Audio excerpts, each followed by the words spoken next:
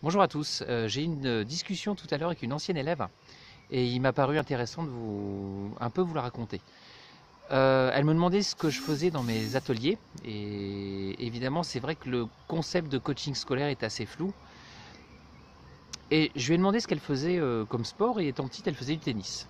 Donc je lui ai fait remarquer que si on regardait des matchs de tennis de haut niveau du genre Roland Garros, on pouvait voir que les joueurs avaient des espèces de tocs, des, des gestes qui répètent, on ne sait pas trop pourquoi, et en fait ces gestes ne sont pas du tout des tocs, hein, ce sont des gestes qu'ils ont mémorisés plusieurs fois en se connectant à une émotion. Par exemple, vous vous connectez à une émotion où vous étiez particulièrement victorieux, si vous associez un geste et un son, bah, le cerveau fait l'association, ça veut dire que vous augmentez vos chances de réussite. Il y a des expériences qui ont été faites sur des basketteurs et avec des ancrages, ils ont une amélioration de 15% pour mettre des paniers, ce qui est quand même pas mal.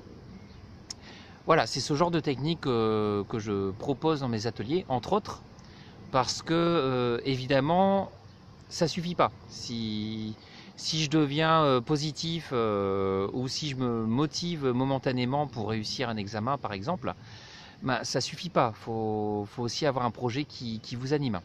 Je discutais il y a 4-5 jours avec un élève qui a du mal avec l'école, mais qui a un projet de sportif de haut niveau. Et je lui ai juste demandé de se connecter à ce qu'il voudrait être. Et à ce moment-là, j'ai vu un grand sourire sur son visage. Et là, quand il a cette énergie-là, là, il peut avoir la motivation pour continuer. Et si on n'a pas, si on n'a pas de projet qui nous excite, ben, ça va être beaucoup plus difficile. Donc il y a une partie aussi de mes ateliers qui consiste à trouver son projet, trouver vraiment ce qui vous fait vibrer. À mon sens, c'est ce qui est le plus important. Et donc l'élève avec qui je parlais tout à l'heure se destine pour la médecine. Elle me demandait si ça l'aiderait. Et à mon sens, évidemment.